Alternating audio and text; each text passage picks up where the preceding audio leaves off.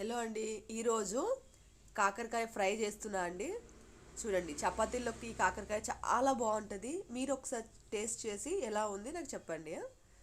First అయితే ఒక కడాయి పెట్టుకున్నా అండి. దాంట్లో కొద్దిగా, మరీ ఎక్కువ కాదు, కొద్దిగా ఆయిల్ వేసుకోవాలి. ఇది సింపుల్గా ఉంటుందండి, చాలా టేస్టీ ఉంటుంది. అసలు చపాతీలోకి అయితే అదిరిపోద్దండి.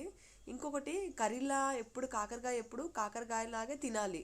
సో ఇంకా దాన్ని ఎక్కువ డీప్ ఫ్రై చేసేసి ఏమంటారు మొత్తం పకోడీలా చేసి తింటారు చాలామంది చూడండి. అలాంటప్పుడు అలా తినడం వల్ల ఏంటంటే మన హెల్త్ ఇష్యూస్ వస్తాయి అనమాట. అసలు న్యూట్రిషన్ ఏముంటుందండి, మొత్తం దాంట్లో ఫ్రై చేయగానే మొత్తం పోతాయి అవన్నీ. సో అట్లా కాకుండా ఇది హెల్తీగా ఉంటుంది. ప్లస్ మన కాకరకాయ నుండి ఒక 10 మినిట్సేనండి, తొందరగా అయిపోతుంది. ఇందులో ఇంగ్రీడియంట్స్ కూడా చాలా సింపుల్ అండి, మరీ ఎక్కువ కావన్నమాట. ఫస్ట్ అయితే మనం ఆయిల్ వేసి అందులో ఒక రెండు రెండు మూడు పచ్చిమిర్చి.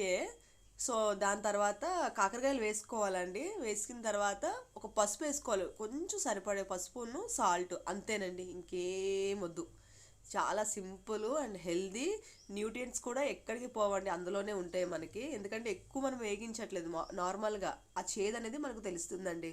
భలే ఉంటుంది. ఒకసారి చేసి ట్రై చేసి తిని నాకు చెప్పండి ప్లీజ్. ఇగోండి, ఒక 5 మినిట్స్ కోసం మూత పెట్టేశాను నేను. ఒక 5 మినిట్స్ అయిపోయిందండి, తీసి చూద్దాం. చూడండి ఇట్లా ఉంది. దీన్ని ఫ్రై చేసుకోవాలి. ఆగండి, అలానే స్పూన్స్ ఒక 5 మినిట్స్ వరకు మనం కాకరకాయని ఫ్రై చేస్తూనే ఉండాలి. స్లిమ్ స్లిమ్ అండి, కొంచెం మంట తగ్గించి. అదిగోండి, తగ్గించిన తర్వాత ఇలా అవుతుంది. ఒక 10 మినిట్స్ అండి, దానికి మించి ఎక్కువ వద్దు.